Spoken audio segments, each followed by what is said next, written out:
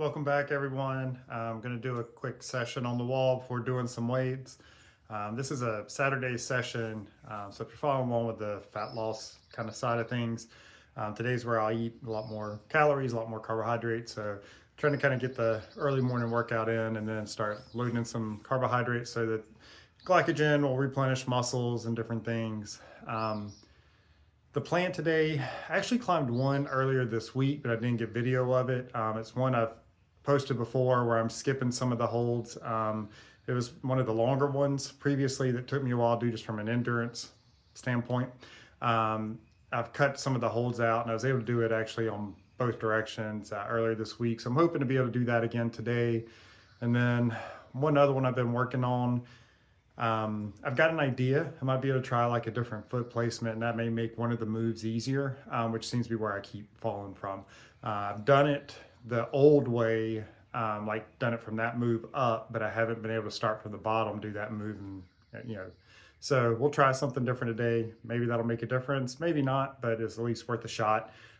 So let me finish warming up, and then I'll start filming. Thanks, guys.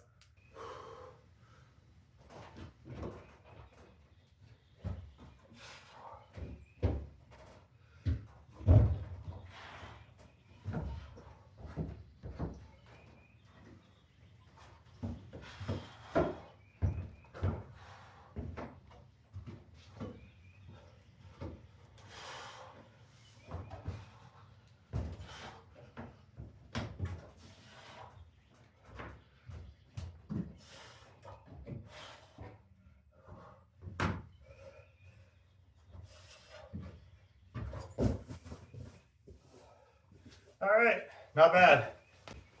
Okay, I did it on that side. I may do the other side later, but I kind of want to work on that move from the other problem. So I'm just going to brush the holds real quick, and then I'm probably just going to start basically maybe a move or two before, but basically starting at that move, see if it's any different. Don't think I want to waste time starting from the bottom and trying it out. So let me just clean the holds real quick.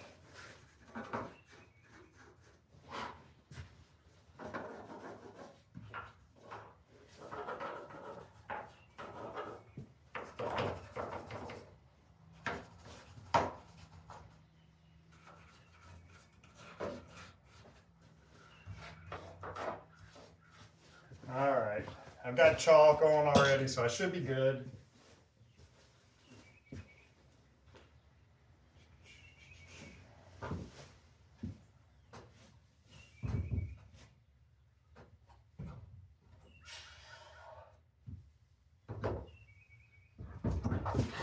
Ooh,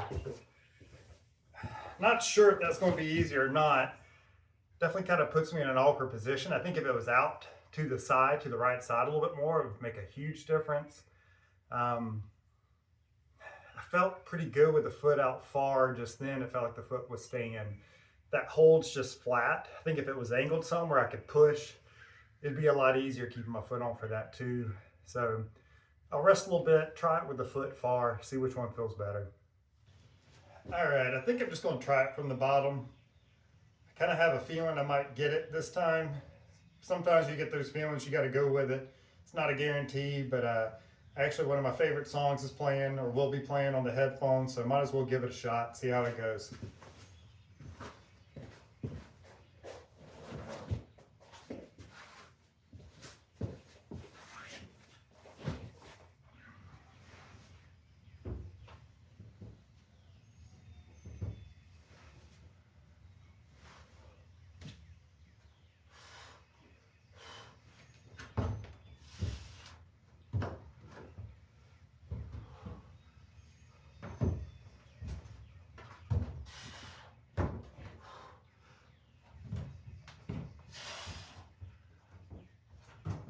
Oh, just barely missed the hole, just didn't hit it right.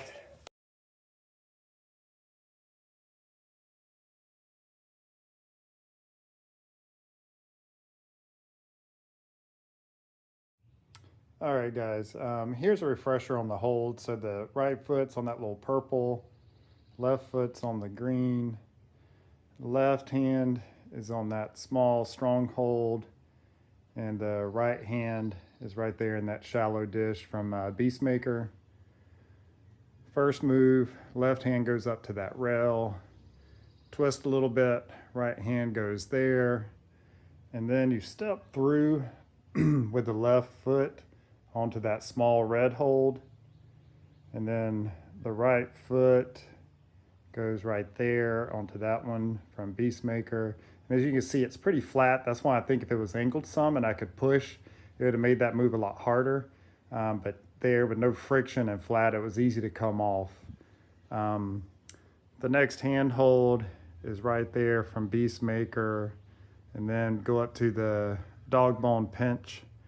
I love that hold. It's just a good hold. So feet are still the same, way over, go up to the white moon hold, and then bring the left foot back down onto that shallow dish of the starting hand hold. And that way you can kind of back step and, smear against the wall. And then you go up to actually one of the crimps I made.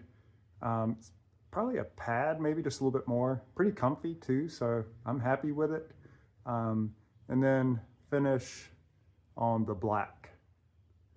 So that's the problem. That's a little update. And thank you to the commenter who told me to use a laser light. It does make it a lot easier.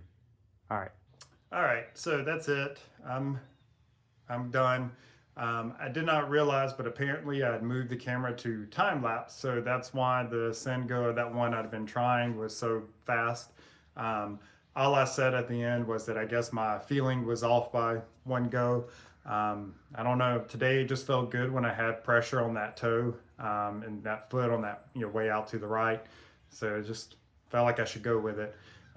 So sorry for that being sped up. I'll see, I don't know, maybe I can find like some really fast, like old-timey music to go along with it, because that's what it kind of reminds me of, the old like real black and white movies and different things like that. So anyway, part of being tired today is definitely from the diet side of things. Definitely a little more depleted. Definitely, well, you can watch a previous video, I'll link to it, but some of the supplements that I use to try to help out with performance, and just there's some health benefits from them too.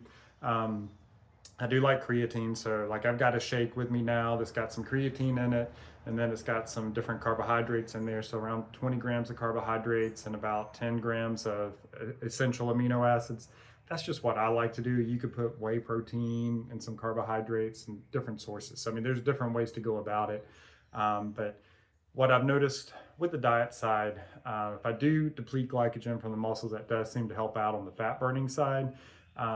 It can have a negative impact in a sense on performance. I seem to be fine doing something really top level, as long as it's not too long, but also I can't do it too many times. Like if I normal time where I'm eating normally, I can do more goes and different things like that. Whereas with this, I can only do a few goes that are really good. I can never do a lot. So I don't want to make it sound like this is huge difference, but I don't know, it makes a little bit of a difference. I can do a few more if I've fully, got the replenished carbohydrates, different things like that.